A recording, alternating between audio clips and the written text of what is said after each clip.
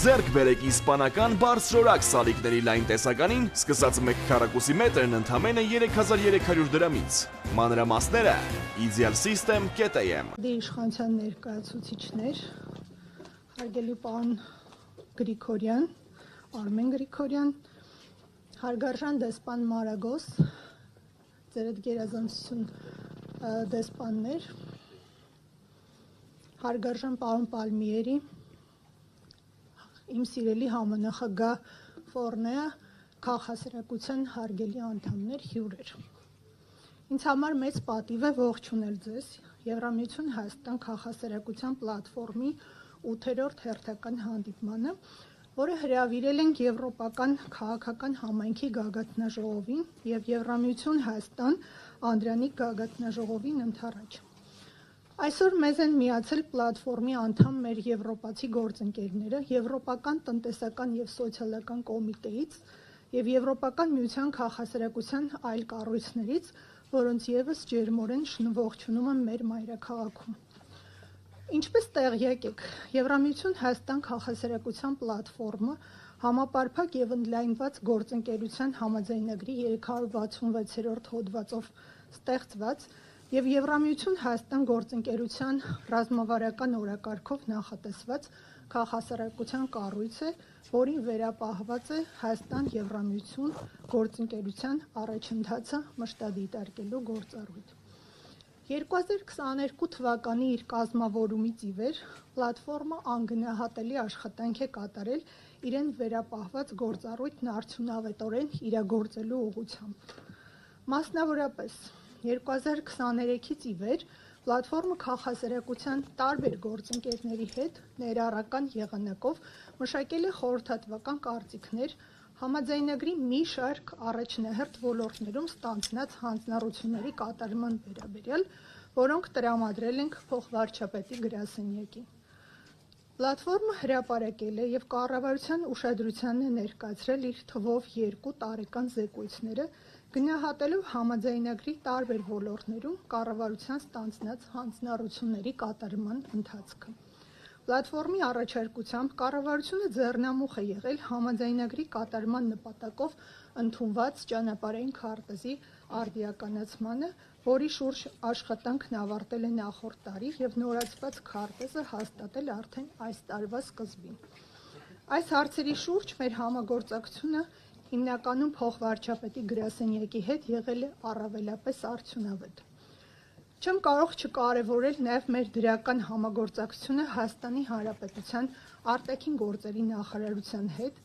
Եվրամիություն Հայաստան գործընկերության ռազմավարական օրակարգի նախապատրաստման փուլում քաղաքասերակցության հետ անցկացված խորհրդակցությունների մասով։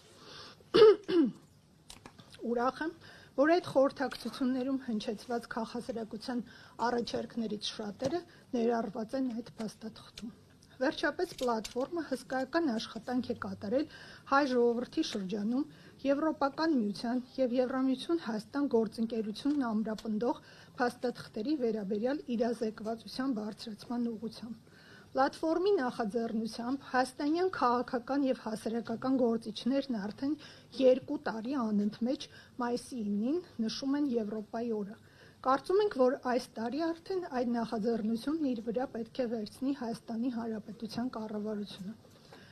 Վերջապես չեմ կարող չնշել, թե որքան ջանք է գործադրել եւ գործադրում պլատֆորմը Հայաստանի եվրոպական ապագայի ջատագովման ուղղությամբ։ Այս համատեքստում անհնար է չընդգծել պլատֆորմի անդամների երախտիկը նախորդ տարի Հայաստանի ազգային ժողովի կողմից ընդունված Եվրոպական միությանը Հայաստանի Հանրապետության անդամակցության գործընթացի մեկնարկի մասին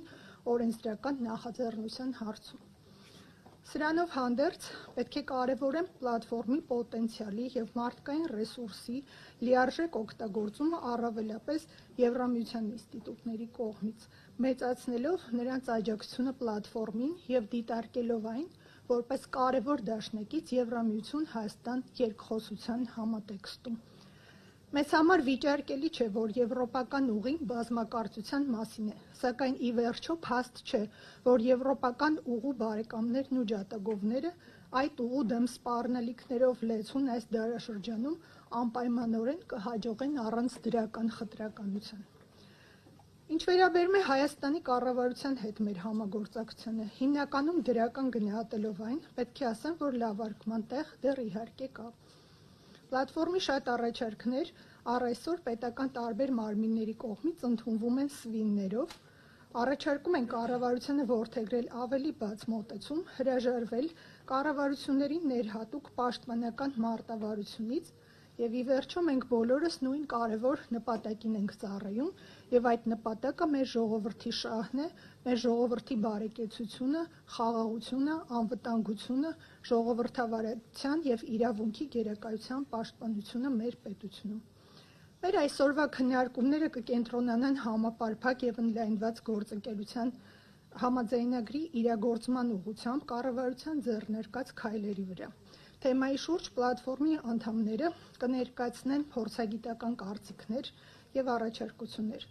Արդեն իսկ լուրջ աշխատանք ենք կատարել մեր հանդիպման ավարտին ընդունվելիք հռչակագրի տեքստի վրա, որը մտադիր ենք ներկայացնել կառավարությանը եւ Եվրոպական միությանը, առաջարկելով հաշվի առնել մեր առաջարկները Հայաստան-Եվրամիություն Անդրանիկ գագաթնաժողովին ընդունվելիք փաստաթղթում։ Շնորհակալ եմ ուշադրության համար եւ այժմ սիրով խոսքը փոխանցում եմ իմ հարգարժան գործընկեր, պլատֆորմի եվրոպական կողմի համանախագահ Դումիտրո Ֆորնային։